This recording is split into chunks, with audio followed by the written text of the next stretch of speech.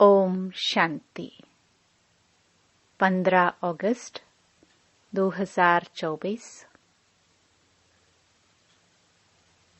बाबा के महावाक्य। मीठे बच्चे, बाप आया है तुम्हें सच्ची स्वतंत्रता देने, जमघटों की सजाओं से मुक्त करने, रावण की परतंत्रता से छुड़ाने। प्रश्न। बाप और तुम बच्चों की समझाने में मुख्य अंतर कौन सा है? उत्तर। बाप जब समझाते हैं तो मीठे बच्चे कहकर समझाते हैं, जिससे बाप की बात का तीर लगता है। तुम बच्चे आपस में भाइयों को समझाते हो, मीठे बच्चे नहीं कह सकते। बाप बड़ा है, इसलिए उनकी बात का असर होता है। वह बच्चों को रियलाइज कराते हैं, बच्चों तुम्हें लज्जा नहीं आती, तुम पतित बन गए, अब पावन बनो। ओम शांति। बेहद का रूहानी बाप बेहद के रूहानी बच्चों को बैठ समझाते हैं। अब यह बेहद का बाप और बेहद के बच्चे ही जानते हैं, और कोई न बेहद के बाप को जानते हैं, न बेहद के बच्चे अपने को मानते हैं। ब्रह्मा मुख वंशावली ही जानते और मानते हैं, और कोई तो मान भी नहीं सकेंगे। ब्रह्मा भी जरूर चाहिए, जिसको आदिदेव कहते हैं, जिसमें बाप की प्रवेशता होती है। बाप आकर क्या करते हैं? कहते हैं पावन बनना है। बाप की श्रीमत है, अपने को आत्मा निश्चय करो। बच्चों को आत्मा का परिचय भी दिया है।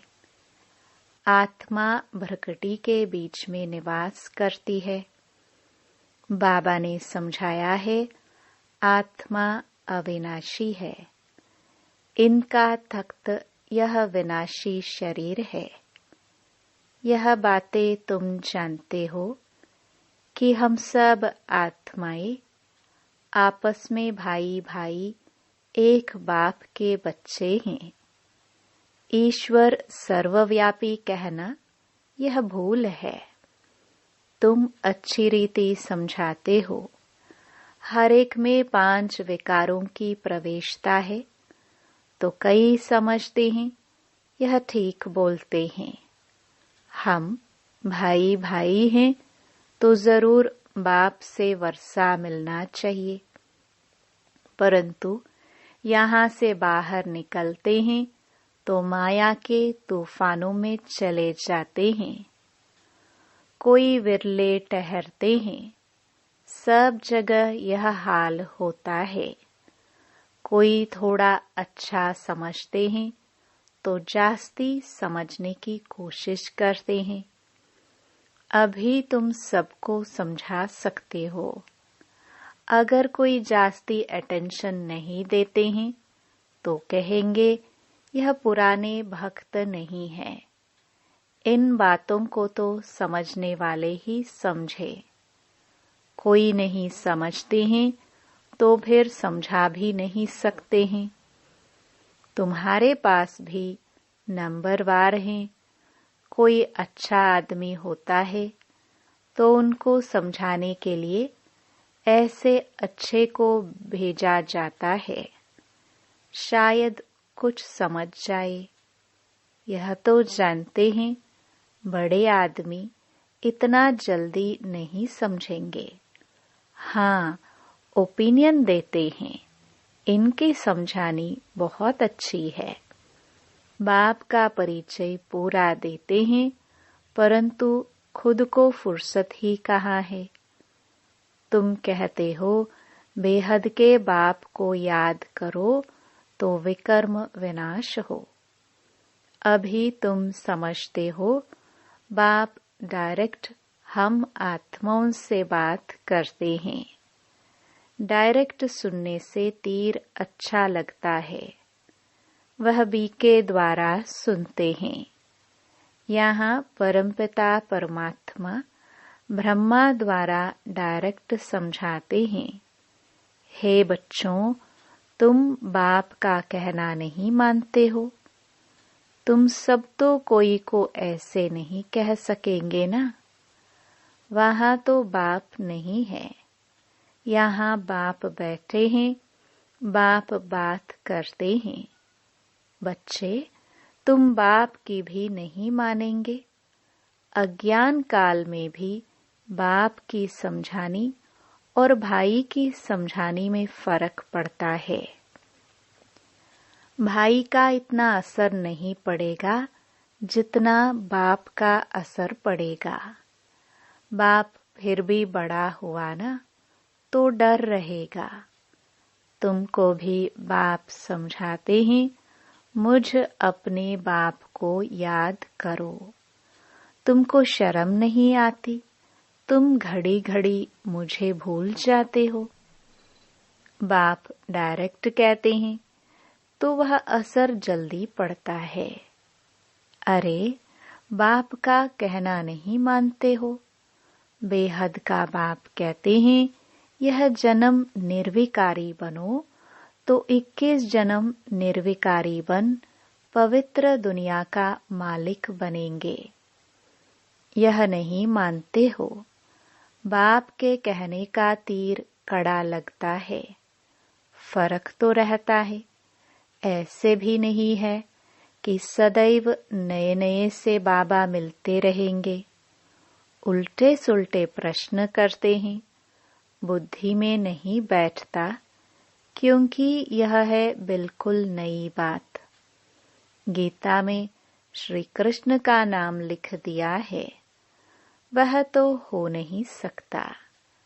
अभी ड्रामानुसार तुम्हारी बुद्धि में बैठा है। तुम बच्चे भागते हो, हम बाबा के पास जाए, डायरेक्ट मुरली सुने। वहाँ तो भाइयों द्वारा सुनते थे। अब बाबा से सुनो, बाप का असर होता है। बच्चे बच्चे कह बात करते हैं। बच्चे, तुम्हें लज्जा नहीं आती? बाप को याद नहीं करते हो? बाप के साथ तुम्हारा प्यार नहीं है? कितना याद करते हो? बाबा, 1 घंटा। अरे, निरंतर याद करेंगे तो तुम्हारे पाप कट जाएंगे।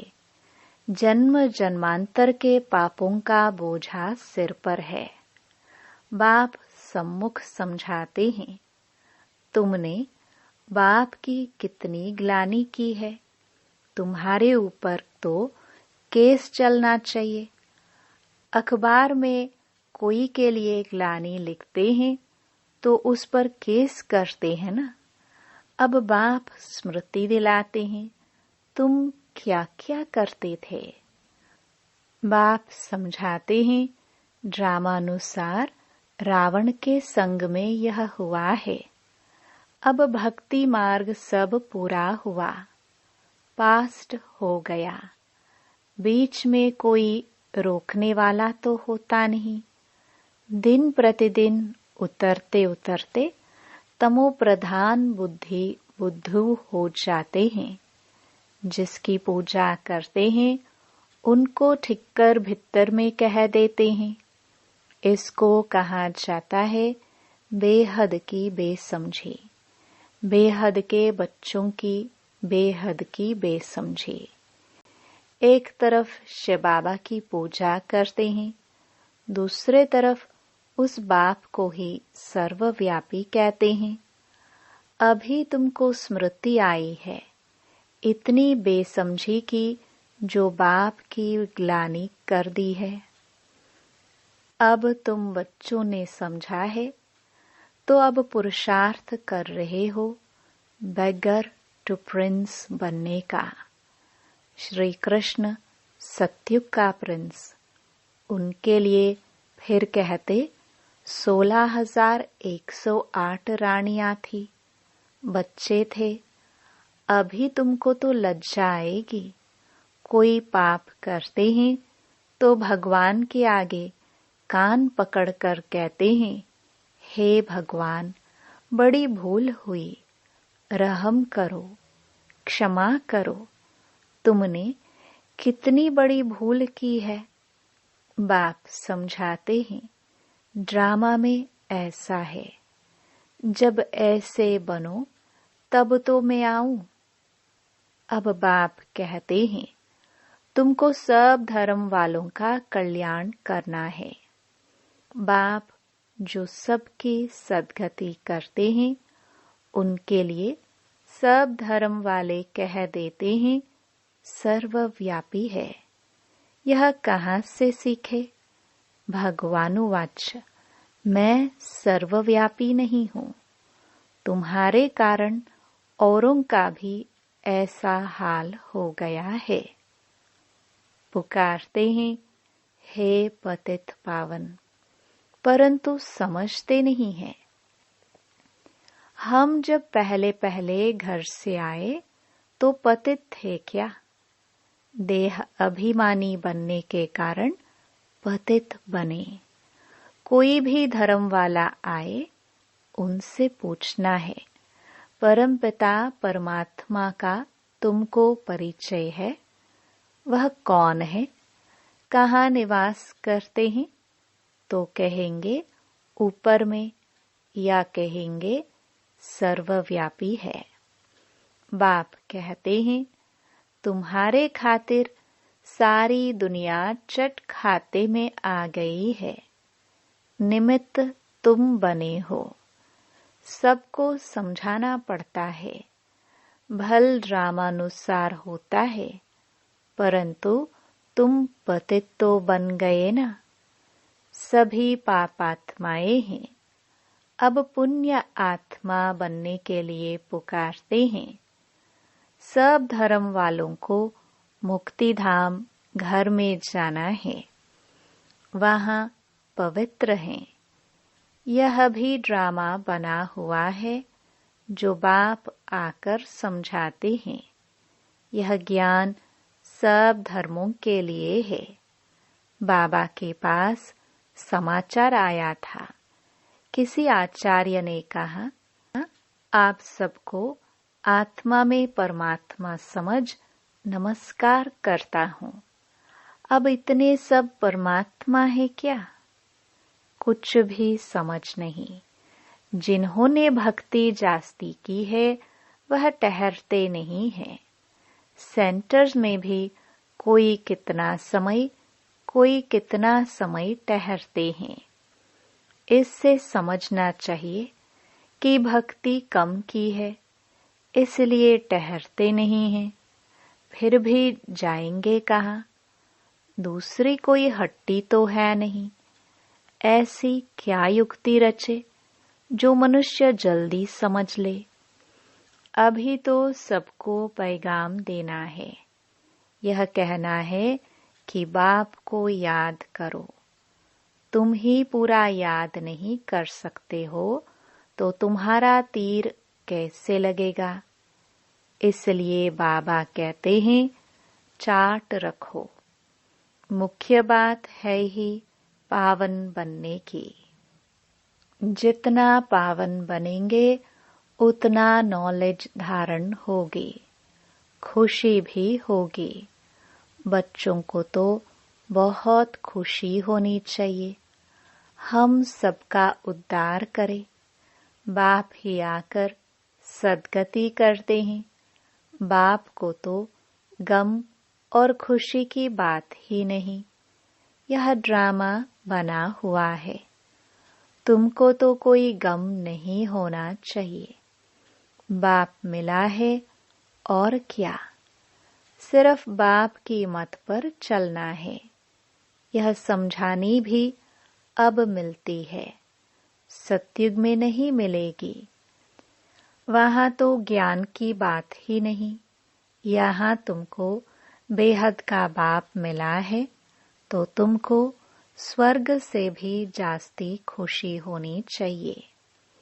बाप कहते हैं विलायत में भी जाकर तुमको यह समझाना है। सभी धर्म वालों पर तुमको तरस पड़ता है। सभी कहते हैं हे भगवान रहम करो, ब्लिस करो, दुख से लिबरेट करो, परंतु समझते कुछ नहीं। बाप अनेक प्रकार की युक्तियां बतलाते हैं। सबको यह बतलाना है कि तुम रावण की जेल में पड़े हो। कहते हैं स्वतंत्रता मिले, परंतु वास्तव में स्वतंत्रता कहाँ किसको जाता है यह कोई जानता नहीं है। रावण की जेल में तो सब फंसे हुए हैं। अभी सच्ची स्वतंत्रता देने के लिए बाप आए हैं, फिर भी रावण की जेल में परतंत्र होकर पाप करते रहते हैं। सच्ची स्वतंत्रता कौन सी है यह मनुष्यों को बतलाना है। तुम अखबार में भी डाल सकते हो। यहाँ रावण के राज्य में स्वतंत्रता थोड़ी है। बहुत शॉर्ट में लिखना चाहिए, जास्ती तिक तिक कोई समझ ना सके। बोलो तुमको स्वतंत्रता है कहाँ? तुम तो रावण की जेल में पड़े हो। तुम्हारा विलायत में आवाज होगा तो फिर यहाँ झट समझ जाएंगे। एक दो पर घेराव करते रहते हैं तो यह स्वतंत्रता हुई क्या? स्वतंत्रता तो तुमको बाप दे रहे हैं। रावण की जेल से स्वतंत्र कर रहे हैं। तुम जानते हो वहाँ हम बड़े स्वतंत्र, बड़े धनवान होते हैं। किसकी नजर भी नहीं पड़ती। पीछे जब कमजोर बने तब सबकी नजर पड़ी तुम्हारे धन पर। मोहम्मद गजनवी ने आकर मंदिर को लूटा तो तुम्हारी स्वतंत्रता पूरी हो गई। रावण के राज्य में परतंत्र बन गए। अभी तुम पुरुषोत्तम संगम युग पर हो। अभी सच्ची स्वतंत्रता को पा रहे हो। वह तो स्वतंत्रता को समझते ही नहीं। तो यह बात भी युक्ति से समझानी है। जिन्होंने कल्प पहले स्वतंत्रता पाई है वही मानेंगे। तुम समझाते हो तो कितना आर्ग्यू करते हैं। जैसे बुद्धू टाइम वेस्ट करते हैं तो दिल नहीं होती है बात करे। बाप आकर स्वतंत्रता देते हैं। रावण की परतंत्रता में दुख बहुत है, अपरम अपार दुख है। बाप के राज्य में हम कितना स्वतंत्र होते हैं। स्वतंत्रता उसको कहा जाता है जब हम पवित्र देवता बनते हैं तो रावण राज्य से छूट जाते हैं। सच्ची स्वतंत्रता बाप ही आकर देते हैं। अभी तो पराये राज्य में सब दुखी हैं। स्वतंत्रता मिलने का यह पुरुषोत्तम संगम युग है। वह तो कहते फॉरेन गवर्नमेंट गई तो हम स्वतंत्र बने। अब तुम जानते हो जब तक पावन नहीं बने हैं तब तक स्वतंत्र नहीं कहेंगे। फिर झमगटों की सजाए खानी पड़ेगी। पद भी भ्रष्ट हो जाएगा। बाप आते हैं घर ले जाने। वहाँ सब स्वतंत्र होते हैं। तुम सब धर्म वालों को समझा सकते हो। तुम आत्मा हो, मुक्ति धाम से आए हो पाठ बजाने। सुख धाम से फिर दुख दाम में तमो प्रधान दुनिया में आ गए हो। बाप कहते हैं तुम मेरी संतान हो, रावण की थोड़े ही हो। मैं तुमको राज्य भाग्य देकर गया था। तुम अपने राज्य में कितने स्वतंत्र थे। अब फिर वहां जाने के लिए पावन बनना है। तुम कितने धनवान बनते हो। वहां तो पैसे की चिंता नहीं होती है। भल गरीब हो फिर भी पैसे की चिंता नहीं, सुखी रहते हैं। चिंता यहाँ होती है। बाकी राजधानी में नंबरवार पद होते हैं। सूर्यवंशी राजाओं जैसे सब थोड़े बनेंगे। जितनी मेहनत उतना पद। तुम सब धर्म वालों की सर्विस करने वाले हो। विलायत वालों को भी समझाना है। तुम सब भाई भाई हो ना। सब शांति धाम में रहते हैं। अब रावण राज्य में हो। अब घर जाने का रास्ता आपको बताते हैं। अपने को आत्मा समझ मुझे याद करो। कहते भी हैं भगवान सबको लिबरेट करते हैं, परंतु यह नहीं समझते कि कैसे लिबरेट करते हैं। बच्चे कहाँ मूंछ पड़ते हैं तो कहेंगे बाबा हमको लिबरेट कर, अपने घर ले चलो। जैसे तुम लोग फॉगी में जंगल में मूंझ गए थे, रास्ते का मालूम नहीं पड़ता था। फिर लिबरेटर मिला, रास्ता बताया। बेहद के बाप को भी कहते हैं बाबा हमको लिबरेट करो, आप चलो, हम भी आपके पीछे चलेंगे।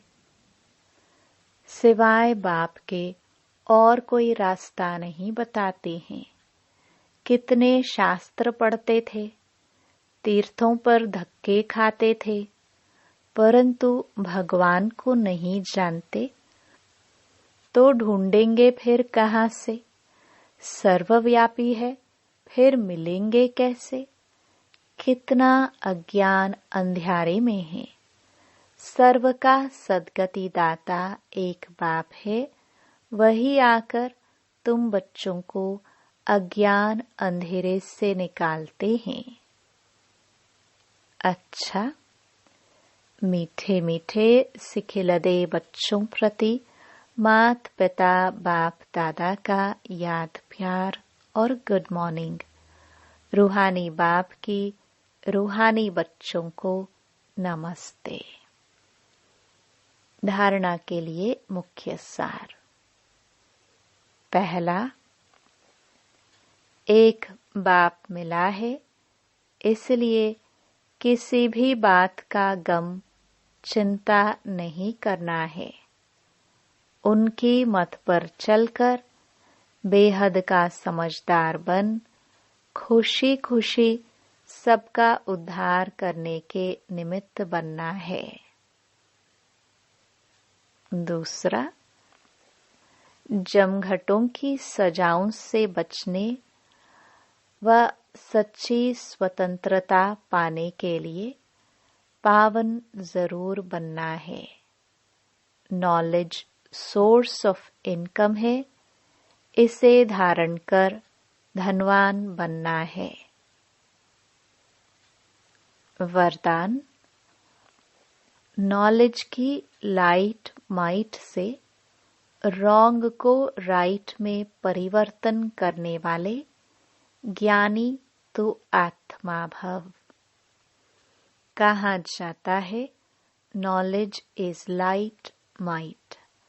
जहाँ लाइट अर्थात रोशनी है कि ये रॉन्ग है, ये राइट है, ये अंधकार है, ये प्रकाश है, ये व्यर्थ है, ये समर्थ है, तो रॉन्ग समझने वाले रॉन्ग कर्मों वह संकल्पों के वशीभूत हो नहीं सकते। ज्ञानी तो आत्मा अर्थात समझदार ज्ञान स्वरूप कभी यह नहीं कह सकते कि ऐसा होना तो चाहिए, लेकिन उनके पास रॉन्ग को राइट में परिवर्तन करने की शक्ति होती है। स्लोगन: जो सदा शुभ चिंतक और शुभ चिंतन में रहते हैं वह व्यर्थ चिंतन से छूट जाते हैं। ओम शांति।